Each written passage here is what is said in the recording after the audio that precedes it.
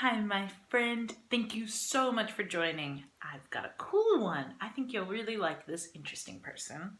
It's called I Am Jane Goodall. Let's see what's inside. I am Jane Goodall. I am Jane Goodall. On my first birthday, my father bought me a cuddly toy chimpanzee named Jubilee. Jubilee, meet Jane. I loved Jubilee. I mean it. Loved. I used to carry Jubilee with me everywhere. As I got older, when I'd line up all my toys and play teacher, Jubilee was the one who had his own chair. Okay, class, who knows what rabbits like to eat? Yes, Jubilee? Correct, as always. I didn't just love my toy chimpanzee, though. I loved all animals, even the earthworms I found in the garden. Did you bring the earthworms inside the house?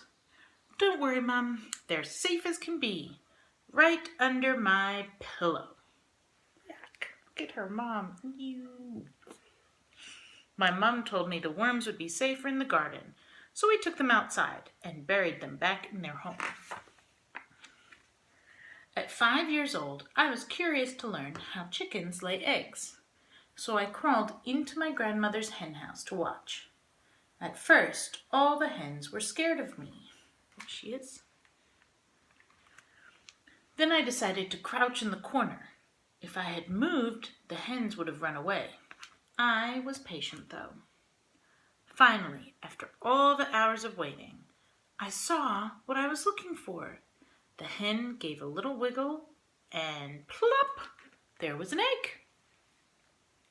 Where were you? You've been missing for so long we sent out a search party. You'll never believe where eggs come from. It was my first research project. In addition to animals, I also loved nature. I named the chestnut tree Nookie and the beech tree Beach. Beach was my favorite. Thank you, Beach, for letting me read up here. Oh, that was another thing I loved, reading. Back then, my family didn't have a lot of money. To get books, we went to the library. Do you go to the library? I like the library too. When I was 7 years old, I got a book that would change my life. It was called The Story of Dr. Dolittle. I read it once, then read it again, then read it a third time before it had to go back to the library. It was about a man who could talk to animals. In the book, there's a parrot who says that if you want to learn how animals talk, you need the power of observation. But what I remember most is the part where Dr. Dolittle and his animal friends are being chased and they come to a cliff. How are we ever going to get across? A bridge! Quick, make a bridge! Right there, the monkeys joined hands and feet. They became the bridge. You see that? Made a bridge. Isn't that beautiful? We can accomplish anything by working together. After reading that book, I vowed that I would go to Africa and live among the animals. By the time I was 12, I had my own nature group, the Alligator Club. My friends and I raised money to help old horses. We took nature walks and wrote down what we saw, or at least I did. And if you wanted to have a high rank in the club, you have to be able to recognize 10 dogs, 10 birds, 10 trees, and 5 butterflies or moths. How about I go first? Something tells me she's going to name them all perfectly. Each of us even had our own animal name.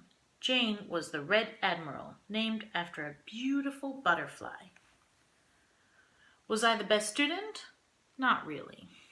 On school days, it was hard for me to wake up. I didn't like being indoors.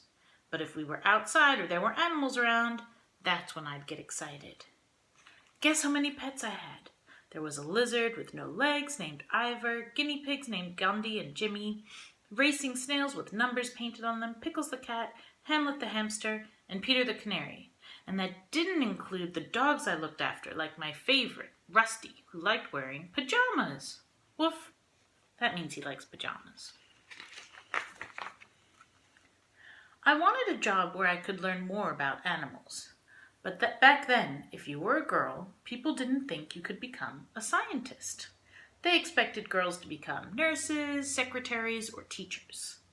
I wanted to go to Africa. I wanted to study animals. Luckily, my mom always told me, if you really want something, work hard for it. If you don't give up, you'll find a way. I never forgot that. Soon, I had my chance. One of my school friends invited me to visit her family in Kenya. That's right, in Africa. To pay for the trip, I worked as a waitress and hid my money under the carpet. One day, I closed the curtains, counted it all, and I've got enough. I'm going to Africa. The trip took 21 days by boat. I was 23 years old. It all seemed like a dream until I saw a giraffe who stared directly at me. It had dark eyes, long lashes, a black tongue, and was chewing acacia thorns. I knew my dream was coming alive. Finally, I was in the Africa of Dr. Dolittle. See that big giraffe and the zebra? And she's so happy. 2 months later, my life changed again. Someone told me, if you're interested in animals, you must meet Dr. Louis Leakey. Nice to meet you. I'm Jane Goodall. I hear you like animals. You have no idea.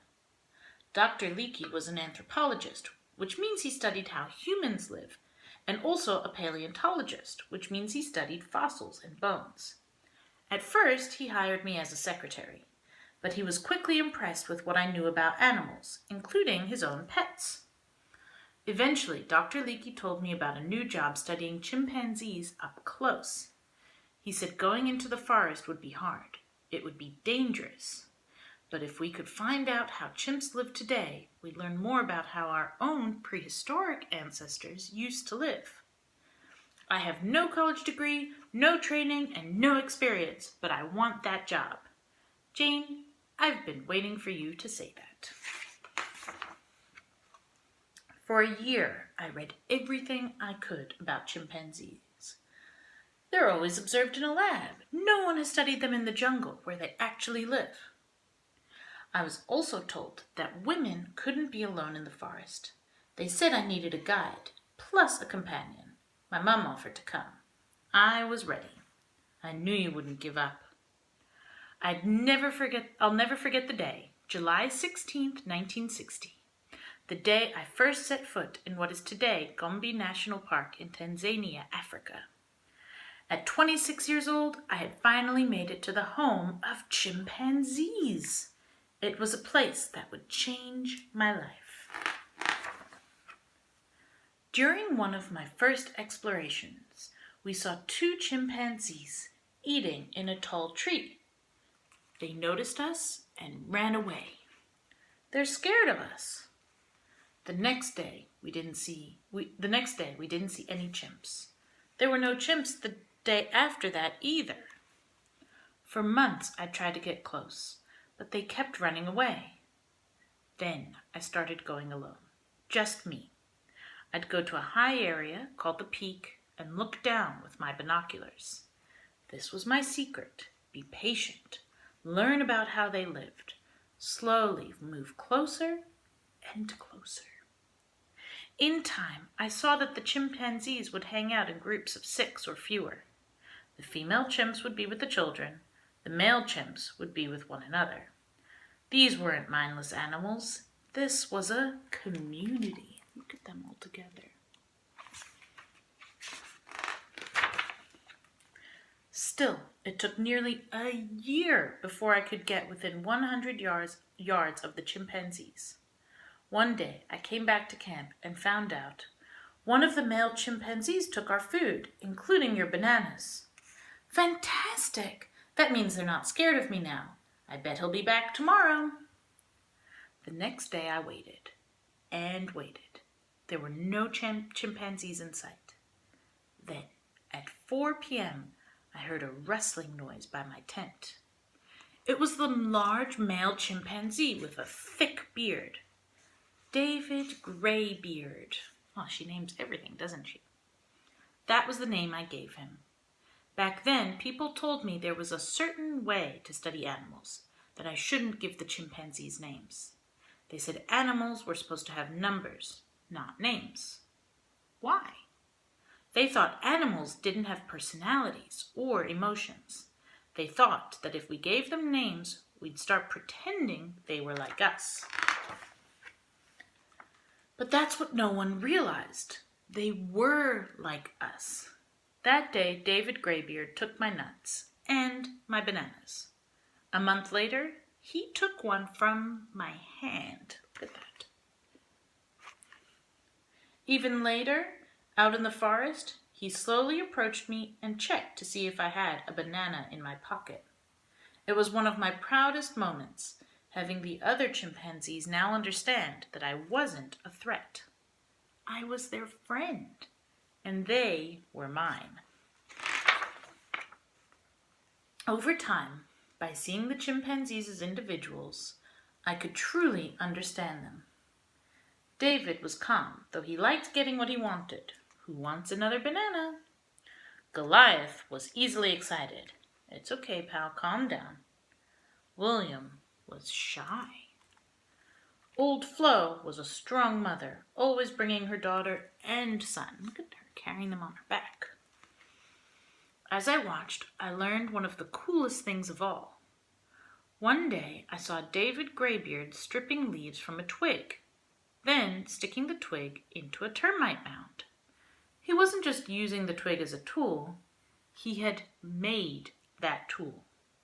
Before that, scientists thought only humans could make tools. There was no doubt now that these animals were intelligent. That's so clever. Every night, I'd write in my journal about what I observed. And every day, I saw the chimpanzees doing the same things we do. Holding hands, tickling, kissing, even patting backs to reassure each other. The more I observed, the more I learned. Soon, I had so much information, I needed a tape recorder. Then, I needed an assistant to help observe all the other chimpanzee families in the forest. 6 years later, what started with a notepad and binoculars became a full research center. Now, I was the one in charge. Isn't it wonderful? Look what we can build together. Today, thanks to our work in Tanzania, the whole world knows that animals have their own personalities and complex relationships. In my life, people told me there was a certain way to do things, a certain way to study animals, a certain way that girls should behave. They told me to follow the rules. Instead, I followed my gut. In your life, it will be easy to see how others are different from you. But there's so much more to gain if you instead see how alike we all are. All of us, all living things, share so much. We have so many things in common. When we realize that and look out for each other, that's the most beautiful way to live together. Today, Dr. Goodall's work has grown, reminding people everywhere that we all share this earth every day. When we protect the planet, we protect each other. Even now, along with the Jane Goodall Institute, she's working to save endangered species, including her beloved chimpanzees, while also taking care of the environment. With more than 150,000 groups of young people in 130-plus countries, the Roots and Shoots Network connects youth of all ages who share a desire to create a better world. Give them a call. You can be an environmentalist too. Want to work with animals one day? Watch your favorite animals and see what they do. Make notes, read books about them. They're so much like us. I am Jane Goodall, and I see so much that we have in common. Watch, observe, be patient. It'll teach you this. We don't own this earth. We share it. Listen to the feelings in your heart. We are responsible for the animals around us. We must take care of them. When one of us is in trouble, be it human, creature, or nature itself, we must reach out and help. When we do, we build a bridge that will carry all of us. And there's the real Jane Goodall. You see her with the chimps? How cool is that? The end. Thank you so much for watching. I really enjoyed reading this book with you. If you liked it too, give it a big thumbs up and leave me a comment below. Tell me your favorite part about Jane Goodall and the chimpanzees. Thank you so much for watching. Make sure to subscribe so that you can watch more fun videos with us reading these cool books together. Bye for now. High five.